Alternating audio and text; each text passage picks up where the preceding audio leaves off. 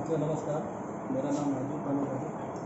Hostel professor botany government PG college Dantewada से हूँ और आज जिस विषय पर हम अध्ययन करने वाले हैं वो है जीन स्ट्रक्चर, जीन की संरचना। जीन की संरचना को समझने के लिए सबसे पहले दो बातों को समझने की आवश्यकता है। एक तो जीन होता कहाँ पर है और जीन का क्या कार्य है, ये दो चीज़ें समझनी बहुत आवश्यक है। तो सबसे पहले हम जीन होता कहाँ पर उस पर विचार करते हैं। प्रत्येक जीव में जैविक क्रियाएं होती हैं और ये सभी जैविक क्रियाओं को प्रारंभ करने का और उसे नियंत्रित करने का कार्य जीन के द्वारा किया जाता है। यानी जितने भी जीवों के अंदर मेटाबॉलिक एक्टिविटीज़ या जितने भी प्रकार की बायोलॉजिकल प्रोसेस होती है वो सभी प्रोसेस जीन के द्वारा ही संपन्न होती है। किसी भी प्राणी या जीवों के कोशिका के बीच में एक केंद्रक पाया जाता है और उस केंद्रक में क्रोमोसोम होते हैं और प्रत्येक जीव में क्रोमोसोम की संख्या निर्धारित होती है और प्रत्येक क्रोमोसोम के अंदर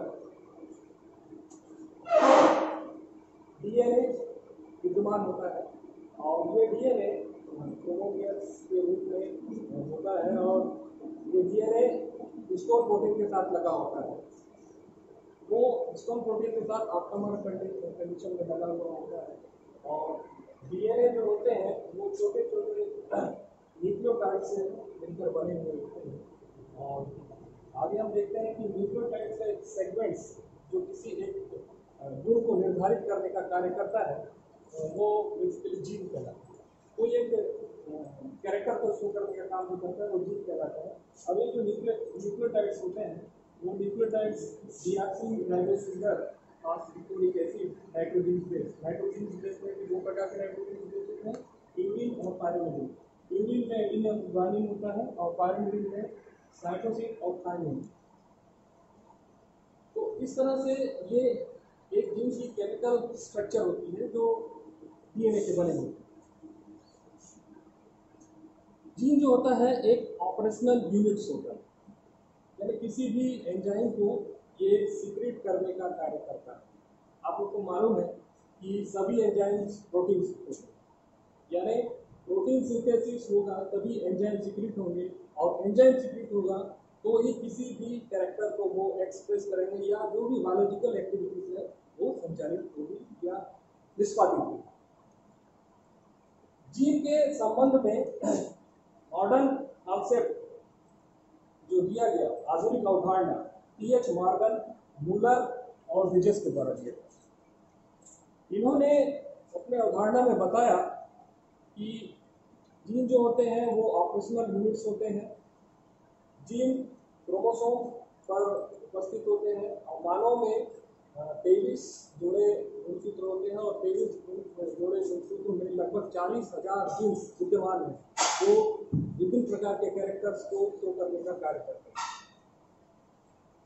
इन्होंने ये भी बताया कि प्रत्येक जीन में एक विशिष्ट गुणसूत्र पर एक विशिष्ट स्थान होता है। उस जीन के लिए जो विशिष्ट स्थान होता है उसको लोकस कहा जाता है।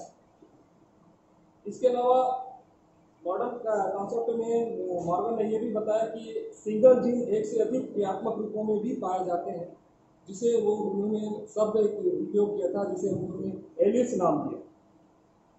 सामान्यतः होमोलोगस क्रोमोसोम पर एलियंस पेयर एक ही लोकस पर उपस्थित होते हैं।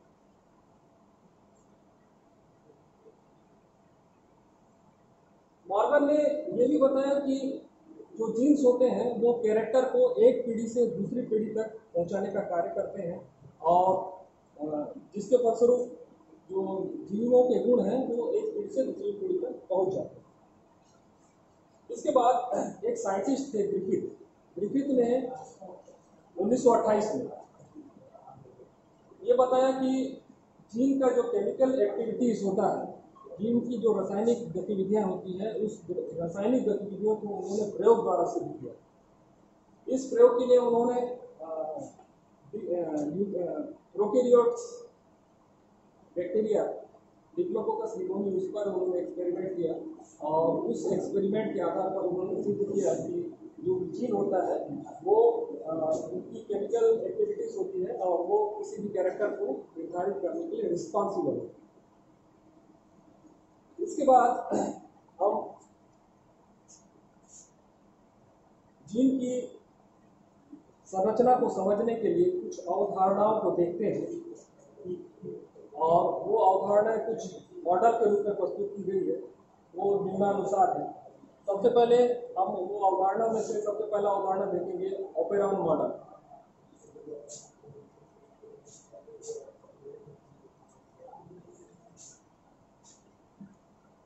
देखते हैं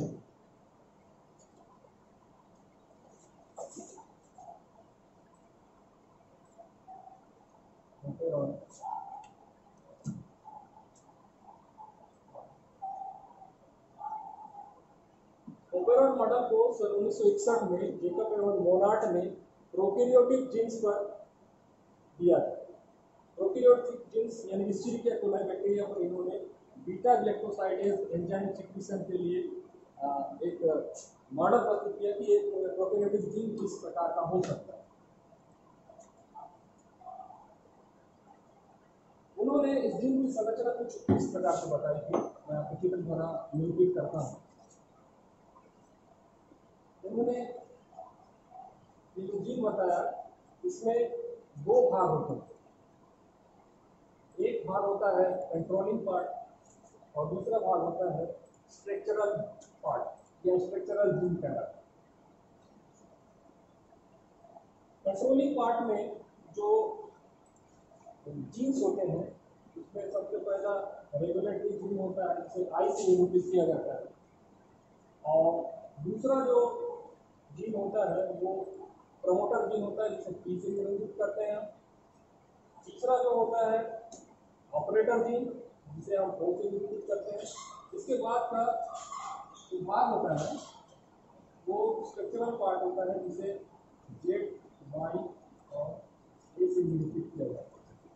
इसी प्रकार एक चीज देखने वाली बात यह है कि कंट्रोलिंग रीजन और स्ट्रक्चरल रीजन इनके बीच में एक छोटा सा पार्ट होता है। इस पार्ट को कैपिटल स्मॉल टी से निरूपित करते हैं। इस पार्ट का नाम है ट्रांसलेशन इनिशिएशन साइट। ये जो टी दिख रहा है ये है ट्रांसलेशन इनिशिएशन साइट।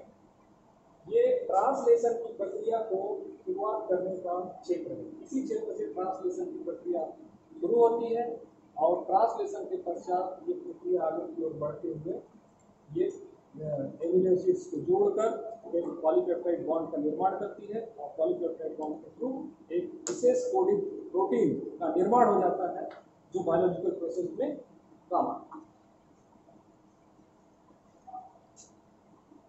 अब थोड़ा सा हम स्ट्रक्चरल जीन पर फोकस करें, ZYA। ये जीन डीएनए के उन सेगमेंट्स होते हैं जो प्रोटीन सिंथेसिस के लिए संदेश कोडित होते हैं। इस क्षेत्र में प्रोटीन सिंथेसिस के लिए जो इंफॉर्मेशन है वो कोडेड होती है स्ट्रक्चरल जीन। इसके अलावा ये जीन प्रोटीन सिंथेसिस के समय एमिनो एसिड्स को जोड़कर पॉलीपेप्टाइड चेन का निर्माण करती है और पॉलीपेप्टाइड श्रृंखला जो है प्रोटीन का निर्माण करती है। ये स्ट्रक्चरल पार्ट का फंक्शन होता है। इसके बाद हम थोड़ा सा आगे की ओर आते हैं कंट्रोलिंग जीन की ओर। तो कंट्रोलिंग जीन के और जो आपके रेगुलेटर जीन है इसका क्या कार्य होता है? ये रेगुलेटर जीन जो होता है एक विशिष्ट प्रकार का एंजाइम उत्प्रेरित करता है। ये एंजाइम जो होते हैं रिप्रेसर कहलाते हैं, रिप्रेसर दमनकारी पदार्थ जो किसी प्रोटीन संश्लेषण की क्रिया विधि को रोकने का कार्य करता है। इसके द्वारा निकला हुआ यानी रेगुलेटर जीन के द्वारा निकला हुआ जो रिप्रेसर होता है दमनकारी पदार्थ होता है वो ऑपरेटर जीन में जुड़ जाता है और ऑपरेटर जीन में जुड़ने से इसकी क्रिया विधि बंद हो जाती है और प्रोटीन सिंथेसिस बंद हो जाती है। इसके बाद दूसरा जो पार्ट है वो कहलाता है प्रमोटर जीन। ये प्रमोटर जीन इस क्षेत्र में आरएनए पॉलीमरेज एक एंजाइम होता है वो आकर यहाँ पर जुड़ता है और जुड़ने के फलस्वरूप प्रोटीन सिंथेसिस की ट्रांसक्रिप्शन की प्रक्रिया प्रारंभ हो जाती है प्रोमोटर। इसके बाद तीसरा जो पार्ट होता है वो पार्ट कहलाता है ऑपरेटर जीन। ये क्षेत्र ट्रांसक्रिप्शन की क्रिया को नियंत्रित करने वाला कार्य करता है, ये रेगुलेटर का काम करता है। इसी प्रकार ऑपरेटर जीन और स्ट्रक्चरल जीन के बीच में एक छोटा सा क्षेत्र होता है जिसे हम स्मॉल टी से निरूपित कर रहे हैं। ये ट्रांसलेशन इनिशिएशन साइट है। इसी क्षेत्र से ही ट्रांसलेशन की प्रक्रिया जो है प्रारंभ। तो इस तरह से ये ऑपेरॉन कॉन्सेप्ट है जिसमें एक जीन की प्रोकैरियोटिक जीन की संरचना कैसी होती है और उनके क्या क्या कार्य होते हैं, ये मॉडल के थ्रू बताया गया ऑपेरॉन मॉडल, जिसे जेकब एंड मोनार्ड ने 1961 में इस कोलाई में दिया था। इसके बाद हम जीन की संरचना के संबंध में एक और मॉडल पढ़ेंगे जिसे हम जीन बैटरी मॉडल कहते हैं। इसके बारे में मैं आपको थोड़ा स्पष्ट करना चाहूंगा।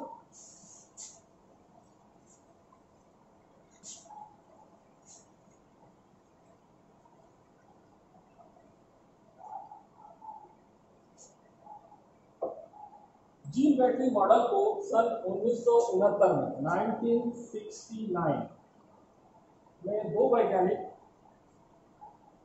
न्यूटन एंड डेविडसन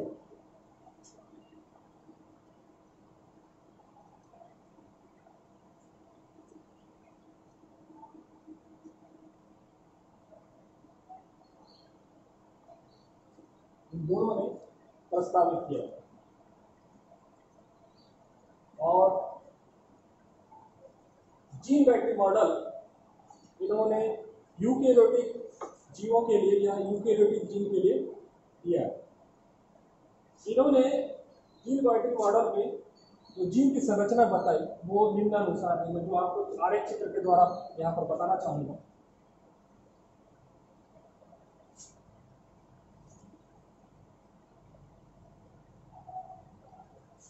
उन्होंने जीन के 4 पार्ट बताए। ये आपका यूकेरियोटिक जीन है जिसके 4 भाग हैं। पहला भाग एस जिसे उन्होंने नाम दिया था सेंसर साइट। दूसरा भाग जो है आई जिसे उन्होंने इंटीग्रेटर जीन का इंटीग्रेटर जीन। तीसरा जो स्थान है उसका नाम दिया आर जिसे उन्होंने रिसेप्टर जीन का। उसके बाद जो लंबा क्षेत्र था जहां पर ट्रांसलेशन की प्रक्रिया होती है उस क्षेत्र को प्रोड्यूसर जीन।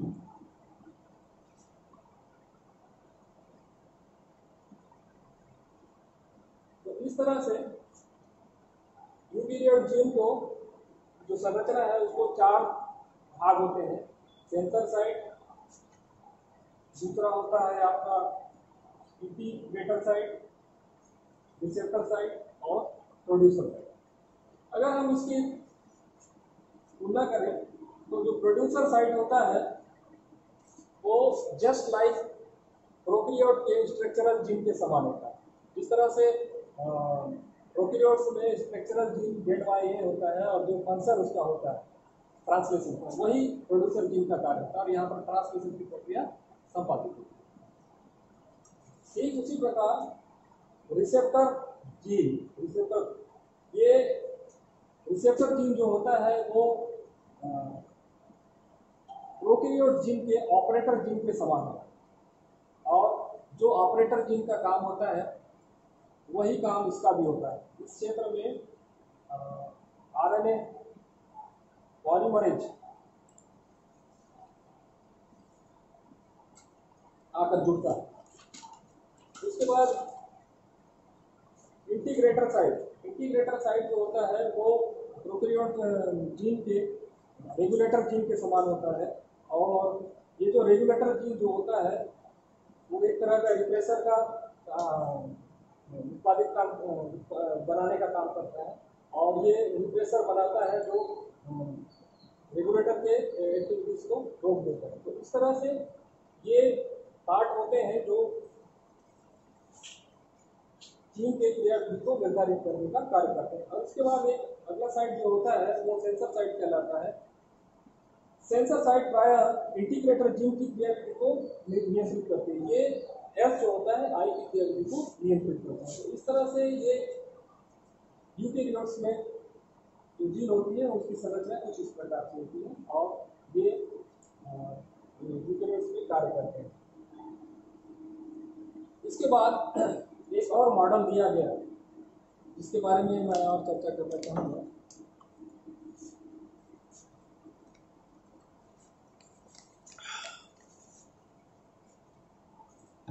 जीन की संरचना के संबंध में उस मॉडल का नाम है TATA box model.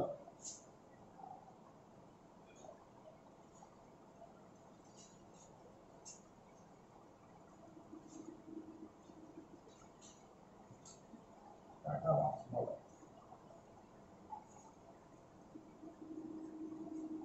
TATA box को मॉडल को ये भी जो संरचना है टाटा बॉक्स मॉडल ये यूकेरियोटिक जीन के लिए दिया गया है। इसको 1980 में दो वैज्ञानिक अपने शोध कार्य के अंतर्गत पाया था और उन्होंने इसको प्रस्तुत किया। वैज्ञानिक का नाम है ऑग्नेस और गोल्डबर्ग। ऑग्नेस और गोल्डबर्ग ने ये टाटा बॉक्स मॉडल जीन के दिया था। ये उन्होंने यूकेरियोटिक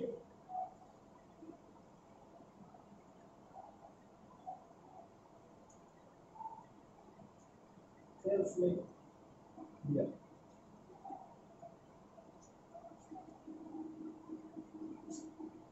उन्होंने जो संरचना बताई थी उस संरचना का मैं आरेख चित्र बनाकर आपको स्पष्ट करना चाहूँगा। कुछ इस प्रकार से कि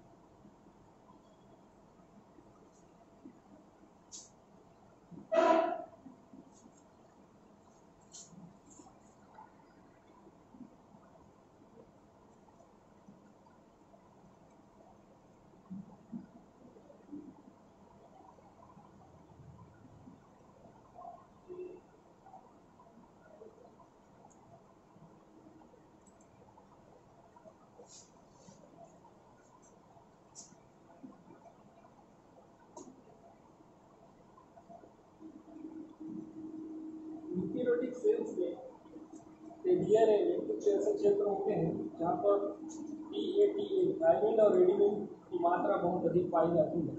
तो उस क्षेत्र में ऐसा मानते हैं कि जिस क्षेत्र में टीएटीए की मात्रा अधिक पाई जाती है उस क्षेत्र में जीन रेगुलेशन का कार्य होता है और उसमें जो जीन की संरचना होती है निम्नानुसार होती है। उन्होंने बताया कि जहाँ पर टीएटीए की मात्रा अधिक होती है वहाँ पर 200 बेस पेयर के लगभग एक्टिवेटर साइट होता है।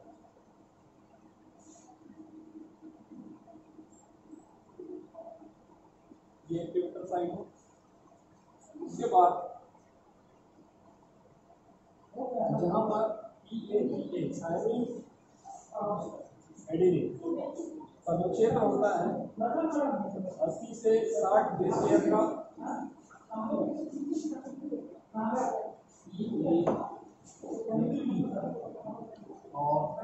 40 बेस पेयर का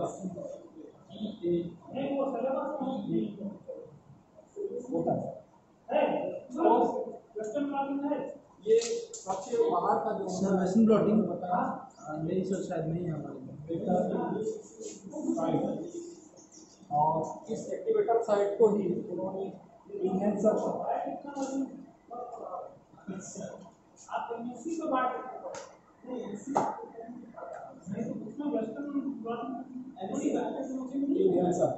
सर बैठ तो टाटा बॉक्स मॉडल में जीन की समस्या कुछ इस प्रकार होती है। ये 200 एसपीआर 300 एसपीआर के पास जो होता है वो 80 मीटर साइज होता है और इसे हम कैंसर भी कहते हैं।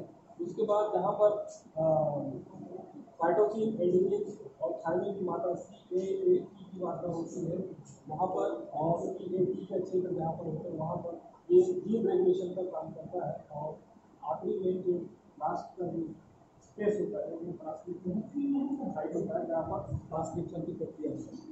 और इस तरह से इन्होंने टाटा बॉक्स मॉडल किया था और